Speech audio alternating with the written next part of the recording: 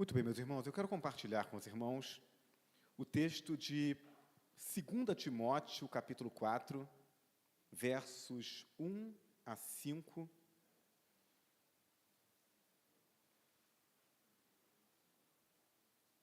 Segunda Timóteo 4, de 1 a 5. E eu quero pensar com os irmãos nessa manhã sobre o tema Proclamemos.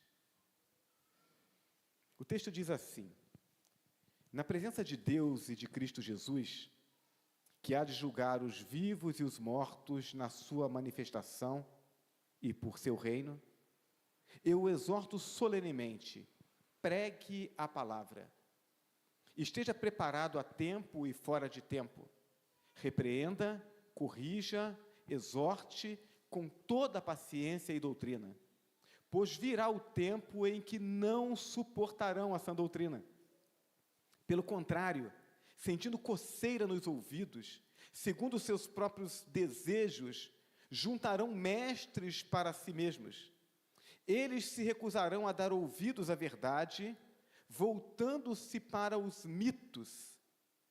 Você, porém, seja sóbrio em tudo, suporte os sofrimentos, faça a obra de um evangelista, cumpra plenamente o seu ministério.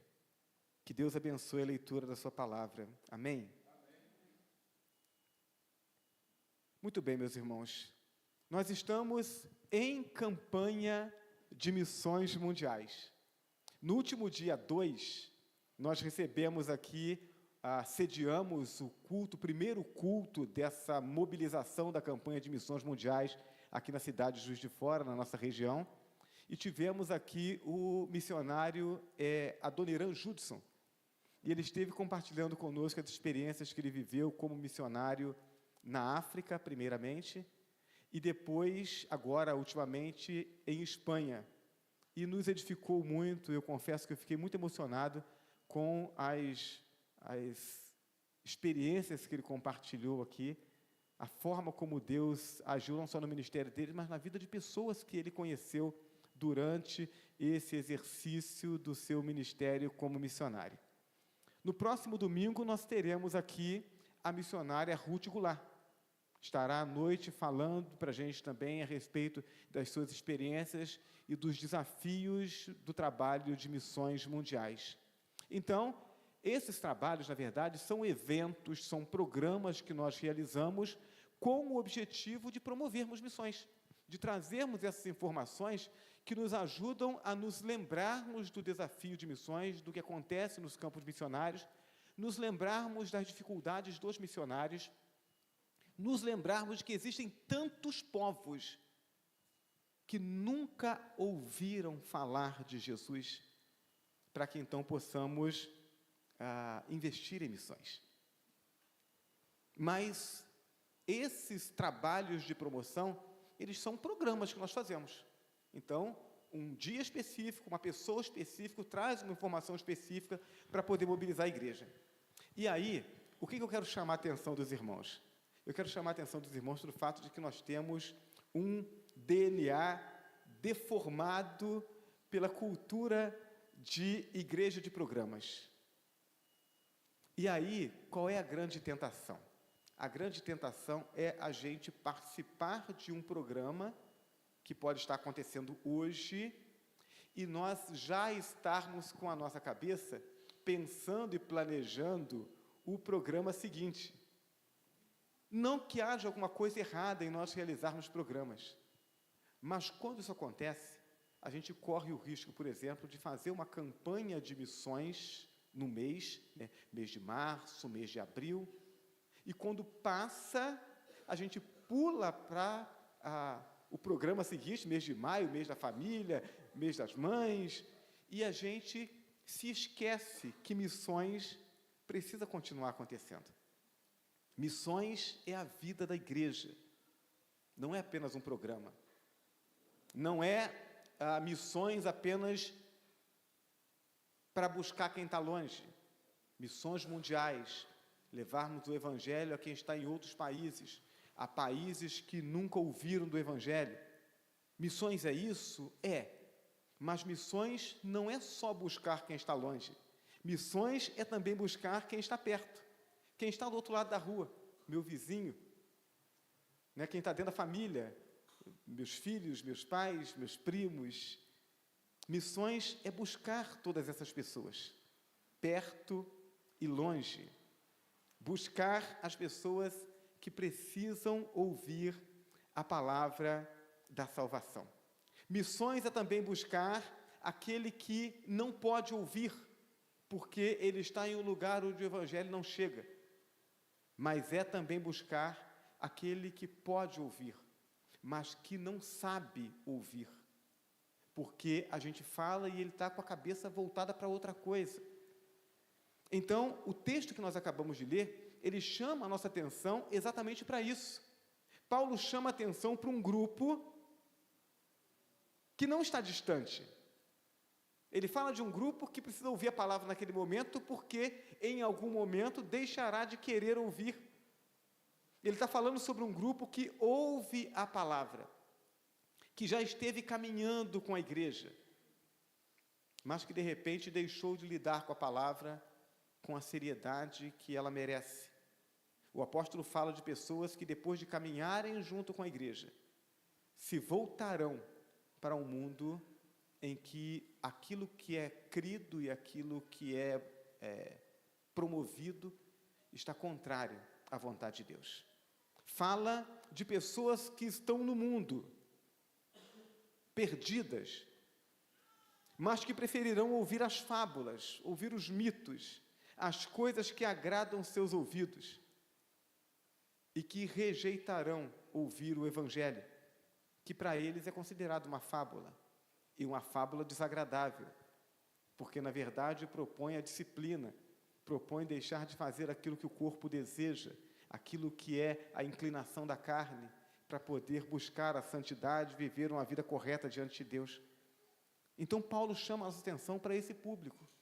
Pessoas que estão na igreja, mas que em algum momento pode ser que não queiram mais ouvir essa palavra. Pessoas que estão lá fora, mas que não conseguem acreditar que aquilo que nós pregamos é de fato a verdade. Paulo está falando sobre essas pessoas. A essa realidade que Paulo se refere, uma realidade que para Timóteo era algo que aconteceria num tempo próximo, mas que para nós é um tempo presente, realidade que experimentamos nos nossos dias, e talvez em uma proporção nunca antes experimentada. Nós vivemos um tempo em que os evangélicos vivem a dinâmica da vida evangélica, mas que não vivem o compromisso com aquilo que pregam. Vivem como se não crescem, embora digam que creem. Muitas igrejas estão pregando fábulas e não o verdadeiro evangelho. Pregam aquilo que as pessoas querem ouvir e não o que as pessoas precisam ouvir. E aí os não crentes, acreditando que o evangelho é mais uma fábula, porque já que eu prego, mas eu não vivo, já que eu digo que eu pertenço ao reino de Deus, mas vivo como se não pertencesse, então para aquele que está lá fora, isso é só mais uma fábula. E aí vão buscar fábulas que sejam mais agradáveis, fábulas que estejam de acordo com os desejos de seus corações. Então essa era a realidade que Paulo dizia a Timóteo: daqui a pouco você vai ver isso acontecendo. Mas é a realidade que nós já estamos experimentando no nosso dia a dia. É esse o desafio que nós temos.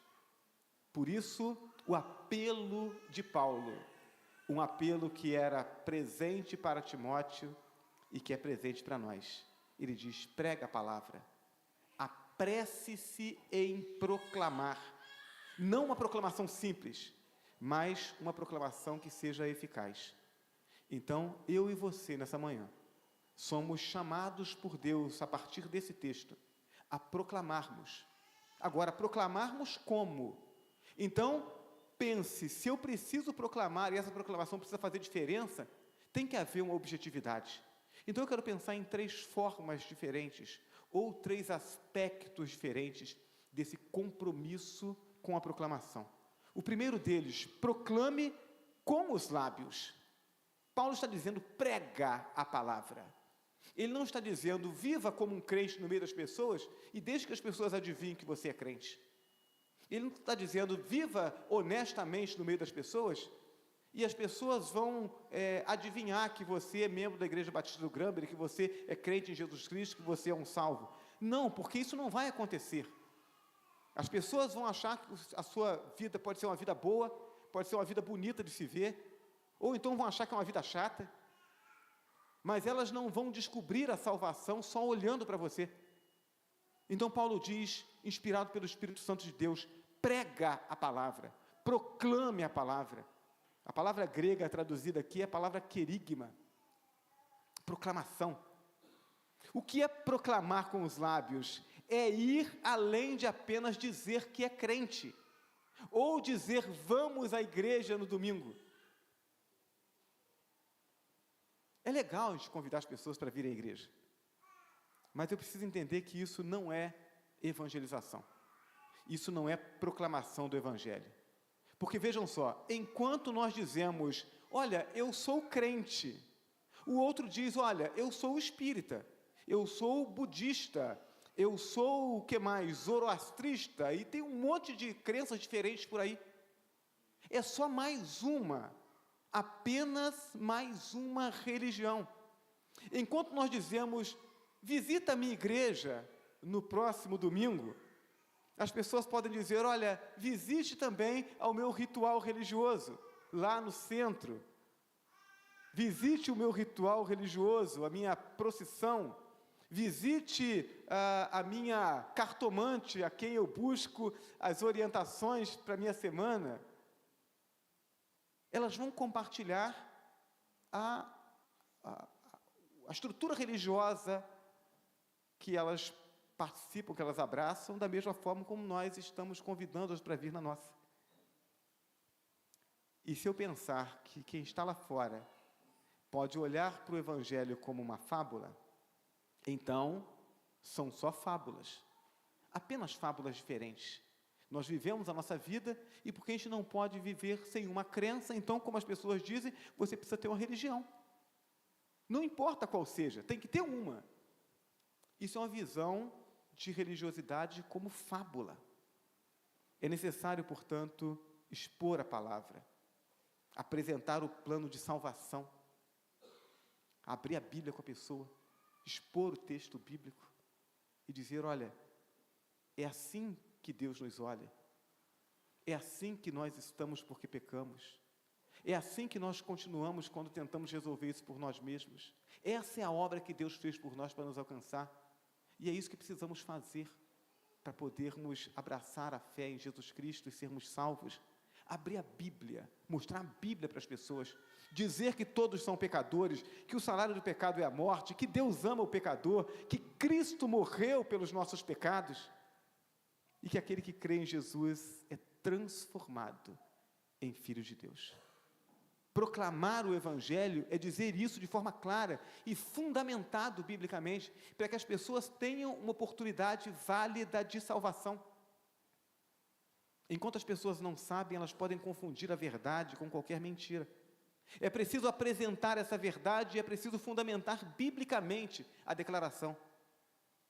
Cada um de nós tem um jeito diferente de olhar a vida e cada um de nós tem uma opinião diferente. A minha opinião e a sua opinião não são diferentes em termos de valor da opinião de qualquer outra pessoa. Então, dizer para as pessoas aquilo que eu acho, a pessoa diz, bom, mas eu acho de forma diferente. Mas quando eu fundamento biblicamente, eu estou dizendo, a Bíblia é a palavra de Deus. E se aquele que está ouvindo tem um mínimo de entendimento a respeito da palavra de Deus, da revelação de Deus, ele vai olhar para essa palavra de forma diferente. Então, como crentes em Jesus Cristo, precisamos expor a palavra do Senhor. As pessoas podem questionar a nossa opinião, mas não podem brigar com a Bíblia. Na pior das hipóteses, pode dizer, não, mas eu não creio na Bíblia, né? Alguém diz assim, a gente vai crer na Bíblia? A Bíblia foi escrita por homens, né? Eu digo, queria que fosse escrita por quem, né? Deus se revela aos homens, e usa os homens para que possam escrever a sua palavra. mas as pessoas não podem brigar com a Bíblia. Além disso, as Escrituras têm poder revelador. Enquanto a gente expõe a palavra de Deus, o Espírito Santo toca no coração. Meus irmãos, eu creio nisso piamente. Por isso eu não tenho problemas em expor os textos simples e objetivos da palavra de Deus para as pessoas. E dizer, é isso que Deus diz. Porque eu creio que quando nós pregamos o Evangelho, o Espírito Santo toca nos corações. Porque a obra de Deus não é nossa, mas nós precisamos pregar o Evangelho. O Espírito Santo toca no coração das pessoas a partir de um depósito da palavra de Deus. Então eu preciso fazer esse depósito. O Espírito Santo toca no coração das pessoas a partir do testemunho daquele que foi transformado. Então eu preciso dizer para as pessoas aquilo que Deus fez na minha vida, a partir da palavra de Deus. E crer que Deus transformará os corações. É preciso ler a Bíblia. É preciso ler nas casas, nas escolas, nas praças, no trabalho. E proclamar de maneira clara o Evangelho da salvação. Eu fico muito contente, eu confesso, quando eu ouço que a gente tem um jovem, um adolescente da igreja, com coragem suficiente para levar sua Bíblia para a escola. Para na hora do intervalo, enquanto a turma está lá fazendo um monte de besteira, jogando conversa fora, ele abre a Bíblia, ele vai ler a Bíblia e compartilha com as pessoas. Que impacto que isso tem. Precisamos fazer isso na escola, no trabalho, onde nós tivermos oportunidade. Prega a palavra, a tempo e fora de tempo. Então, essa proclamação, ela precisa ser com os lábios. Deus deu a você voz, Deus deu a você condição de organizar as informações na sua cabeça e transformar isso em palavras. Não perca essa oportunidade. Proclame a palavra de Deus. Proclame aquilo que você crê. Agora, proclame não só com as palavras, proclame também com a vida. Com toda a longanimidade e ensino, é o que Paulo diz. Prega a palavra, insista a tempo e fora de tempo. Com toda a longanimidade e ensino. Chama a atenção exatamente a palavra ensino. Ensino leva ao aprendizado, que leva à mudança de atitude. Eu digo que nós, quando abrimos a palavra de Deus e proclamamos a palavra, nós não podemos fazer isso apenas com o objetivo de informar. O objetivo final é transformar. O conhecimento leva à mudança de atitude. A máxima da educação diz que saber e não fazer é não saber. Porque o saber muda, o saber transforma. Assim, o alvo do ensino é comunicar o saber para mudar o fazer. Assim, quanto maior é o número de sentidos estimulados, mais facilmente acontecerá o aprendizado. Quanto mais coerente for o ensino, menor será a barreira para o aprendizado. Então, eu preciso falar, mas eu preciso viver o que eu falo. Proclame com os lábios, mas viva aquilo que você proclama. Viva aquilo que você crê. Conta-se que Mahatma Gandhi, um líder indiano, deixou seu nome escrito na história, né? Ao ouvir a respeito do Evangelho, ele fez a seguinte afirmação: eu compreendo o Evangelho, mas não compreendo os cristãos, que não vivem o que pregam e não praticam a fé que dizem ter. Eu compreendo o Evangelho faz sentido, mas eu não compreendo os cristãos que pregam, mas não vivem. Se eu prego e não vivo, eu pratico um desserviço ao Evangelho, eu pratico um desserviço ao reino de Deus, porque eu estou dizendo para as pessoas que eu tenho conhecimento de uma informação, mas que essa informação não é verdadeira, porque eu não estou vivendo conforme ela. É preciso viver o Evangelho. Quando? A tempo e fora de tempo. Ou seja, em todo o tempo, aproveitando as oportunidades e criando oportunidades. Precisamos viver aquilo que nós dizemos crer. E precisamos crer naquilo que a Bíblia diz. porque é isso que vai fazer diferença na vida das pessoas, é isso que vai levar essa palavra com poder e impacto suficiente para que as pessoas parem, atentem e abram o coração para que o poder de Deus transforme seus corações. Os evangélicos dos nossos dias são idólatras de si mesmos, buscando o poder, o dinheiro e o prazer que os satisfaçam. Até são religiosos, mas boa parte, na hora de negociar, na hora de decidir entre fazer a vontade de Deus ou ter um momento de prazer, na hora de fazer a vontade de Deus ou ter um lucro, na hora de fazer a vontade de Deus ou satisfazer o seu desejo egoísta, escolhem a si mesmos e não a Deus e a sua vontade. Quando buscam a Deus, o fazem por sua própria satisfação e não para se consagrar a Deus, não para glorificar a Deus, não para promover o seu reino. Mas não deve ser assim. E o fato de isso ser uma marca desse movimento evangélico dos nossos dias, não significa que nós tenhamos que reproduzir isso. Precisamos proclamar o Evangelho com a nossa vida, ajustando a nossa vida ao Evangelho de Jesus Cristo e testemunhando do seu amor e da sua salvação, a fim de que a nossa proclamação seja eficaz. Eu preciso ler, eu preciso conhecer a vontade de Deus, eu preciso proclamar a palavra de Deus e eu preciso viver a vontade de Deus, para que as pessoas olhem para a minha vida e elas não tenham dúvidas de qual direção elas precisam seguir para estar vivendo segundo a vontade de Deus. Então, proclame com a sua voz, proclame com a sua vida e proclame, em terceiro e último lugar, com o seu coração. Envolva as suas emoções nesse trabalho de proclamação. É preciso amar a obra de Deus. E é preciso amar não só o amor que é compromisso, mas é preciso se alegrar. Eu tenho falado sobre isso, irmãos, porque às vezes a gente se priva dessa alegria de envolver as nossas emoções naquilo que nós fazemos. Precisamos fazer isso. É preciso permitir que Deus molde o nosso coração conforme o dele. Há um cântico, me lembrei dele hoje pela manhã, falei, não vai dar tempo de pedir o pessoal para cantar, né? O cântico diz, dá-me um coração igual ao teu, meu mestre. Quem lembra desse cântico? É mais do que uma canção, é uma oração. Dá-me um coração igual ao teu, coração disposto a obedecer, cumprir todo o teu querer. Ah, meus irmãos, a gente precisa não só cantar, a gente precisa desejar isso, apresentar isso diante de Deus como uma oração.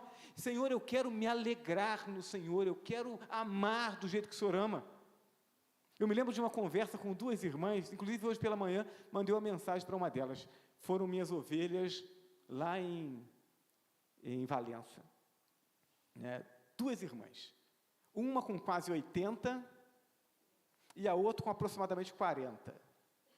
E aí, a de 40, assim, dava uma assistência física, um cuidado para a de 80.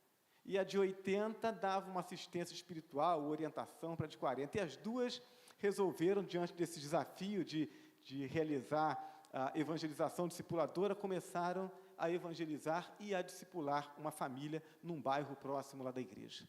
E aí vieram conversar comigo depois de uma das visitas, daquela conversa, assim, mas sorridentes, felizes, com o fato daquela família estar ouvindo atentamente enquanto elas compartilhavam da palavra de Deus, aquele desejo de volta no outro dia, já chega na semana seguinte, já estão lá esperando, esse relacionamento em que elas tinham oportunidade de compartilhar a palavra, de cuidar, de acompanhar aquela família. Essa alegria, ela é resultado da prática do amor de Deus. A gente compartilha as coisas com os outros, as coisas sagradas, as coisas do reino de Deus que transformam vidas, e na medida que a gente compartilha, a alegria cresce dentro do nosso coração. Que alegria é essa? Ela é fruto do amor de Deus que foi derramado em nós. A gente não precisa inventar um amor para amar as pessoas quando nós cremos em Jesus Cristo. O que a Bíblia diz é que o amor de Deus foi derramado no nosso coração. Romanos 5, verso 5. O texto diz: a esperança não traz confusão, porquanto o amor de Deus está derramado em nossos corações pelo seu Espírito que nos foi dado. Quando cremos em Jesus Cristo, o Espírito Santo passou a habitar em nós. E o Espírito Santo de Deus derramou no nosso coração o amor de Deus. O amor de Deus está dentro de cada crente, mas é preciso exercitá-lo, a fim de que ele produza o fruto da alegria e do prazer pela obra de Deus. Quando eu faço a obra de Deus, quando eu faço aquilo que Deus quer, a alegria de Deus se faz presente em mim. Precisamos desejar essa alegria, porque senão nós vamos passar uma vida inteira participando dos rituais na igreja, ouvindo falar sobre um amor e sobre uma alegria que mais parece uma fábula, sem nunca experimentá-lo, exatamente porque a gente não está colocando em prática aquilo que Deus nos orientou. Deus nos fez razão e emoção. Ele nos fez assim. Esses dois elementos são como duas asas da fé. Uma asa só não dá para voar direito, né? Tem que ter as duas. Fé sem razão, sem embasamento bíblico, é fanatismo. Quem tem muita fé e não tem conhecimento, sai fazendo um monte de besteira em nome da fé e em nome de Deus. Isso é fanatismo. Fé sem emoção, ela é estéril, porque eu desejo, eu sei o que tem que fazer, eu desejo fazer, eu acredito que pode ser feito, eu acredito que Deus vai fazer, mas eu não saio do lugar. A emoção é como o motor de arranque do carro, né? O motor principal pode estar muito bom, mas se o motor de arranque não estiver funcionando, você não consegue dar partida, e aí você não consegue sair do lugar. Então a fé é como esse motor de arranque, dá partida e faz com que a gente faça o que tem que ser feito, saia da inércia. A emoção é como o combustível que faz com que nos mantenhamos em movimento na direção daquilo que nós cremos que precisa ser feito. Então, eu preciso me permitir, me alegrar, me emocionar diante de Deus com aquilo que Deus quer fazer, ou com aquilo que Deus já está fazendo. Quantas coisas você sabe que deve fazer, e até deseja fazer, mas que nunca chegou de fato a fazer? Quantas vezes você já pensou assim: olha, eu tenho que mudar isso na minha vida, eu tenho que começar a fazer isso. Você já planejou até, mas nunca saiu do planejamento, nunca colocou em prática de fato. É a falta de a gente envolver as nossas emoções naquilo que Deus está falando ao nosso coração, através da sua palavra. Eu preciso permitir que Deus mexa assim comigo. Então, se você reconhece que isso tem sido uma realidade, eu sei que tem que fazer, eu até desejo fazer, mas não faço, não saio do lugar, e aí fico inventando desculpa para aliviar a consciência, porque é assim que a gente faz, né? A gente sabe que tem que fazer, a gente diz assim: eu preciso fazer isso. Aí passa um dia, passa uma semana, passa um mês, aí você lembra de novo: aí não fiz. Aí a gente fica inventando desculpa, né? Por que eu não fiz? Não fiz porque eu tive que dar atenção para não sei quem, não, eu tive que ir lá no hospital, não, eu tive que trabalhar um pouco mais, não. E a gente fica tentando arrumar desculpa para aliviar a consciência. Então eu quero desafiar você a parar de fazer isso. Coloque seu coração nas mãos de Deus. Peça a Deus que ame através de você. Deus ama as pessoas. Deus quer alcançar a vida das pessoas. Deus quer transformar a vida das pessoas. Peça a Ele: Senhor, eu sei que o Senhor ama. Ame através de mim. Mexe comigo.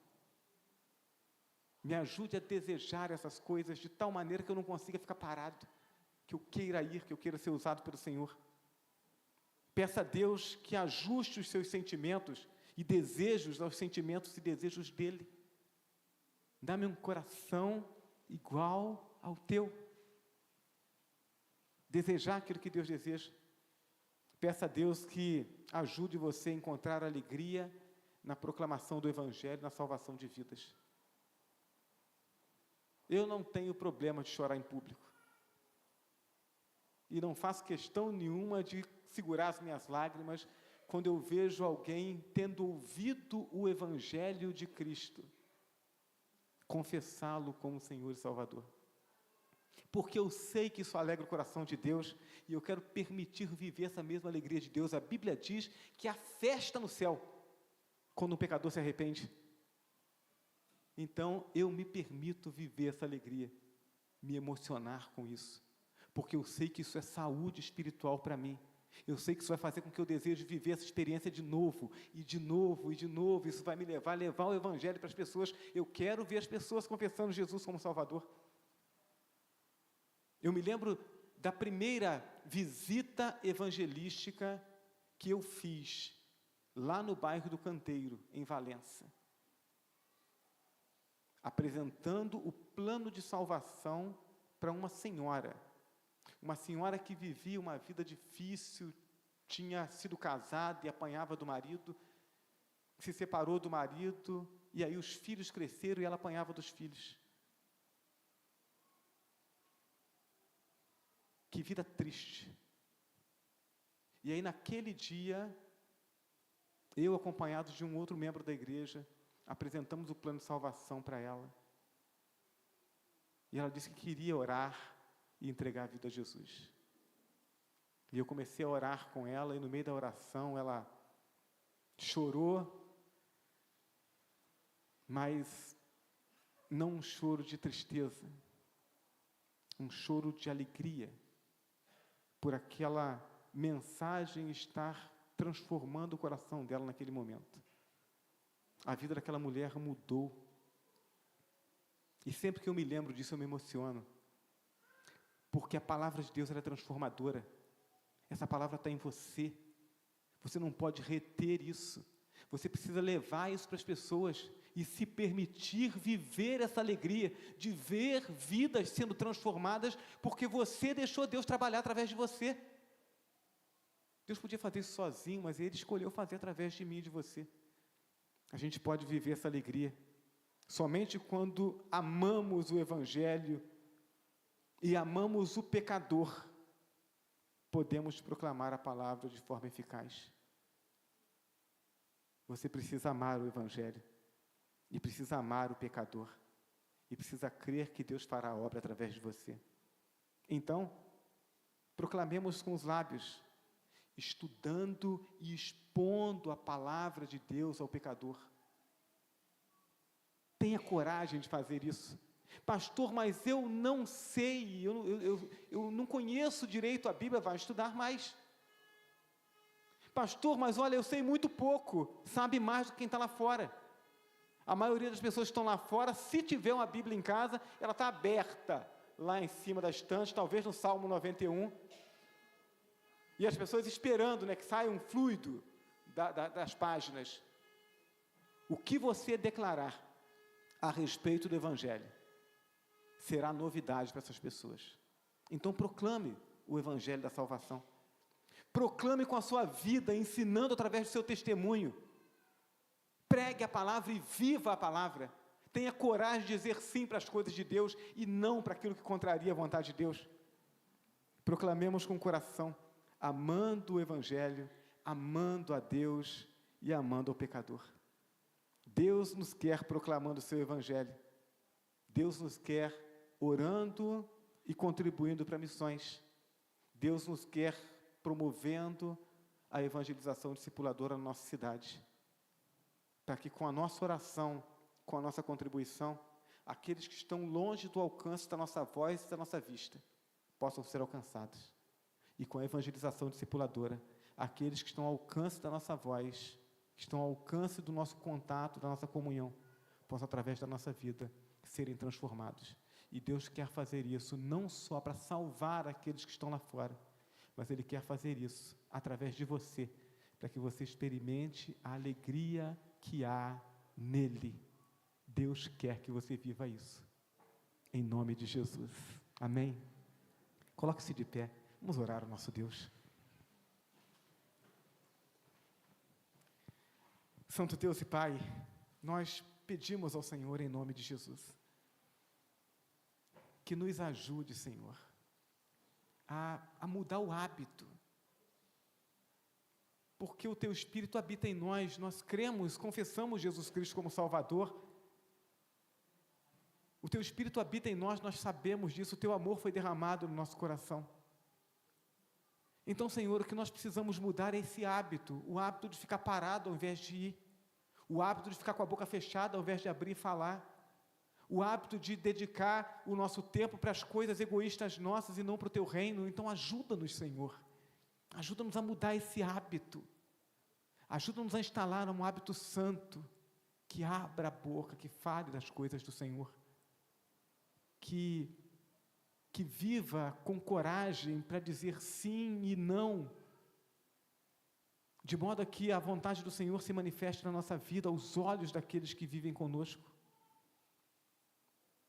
Nos ajude, Deus Santo, a instalar o hábito da santidade, o hábito que diz não ao discurso politicamente correto, mas que diz sim à Tua palavra e às Tuas verdades.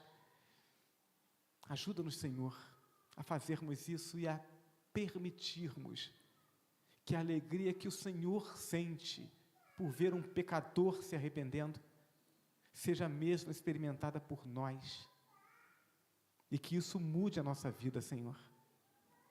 Sabemos que a nossa vida está segura nas Tuas mãos, porque cremos no Teu Filho Jesus Cristo, mas nós queremos mais do que apenas a segurança de irmos para o céu. Nós queremos aquilo que o Senhor tem para nós aqui na terra, um viver feliz, um viver transbordante, por ter a vida consagrada ao Senhor e usada como ferramenta nas Tuas mãos para fazer prosperar o Teu reino. Ajuda-nos a desejarmos isso, ó Deus, e desejando, cumpra isso em nós, para a glória do Teu nome. É a oração que nós fazemos em nome de Jesus. Amém? Louvado seja o nosso Deus. Temos mais uma música? Então nós vamos adorar o Senhor com mais uma música.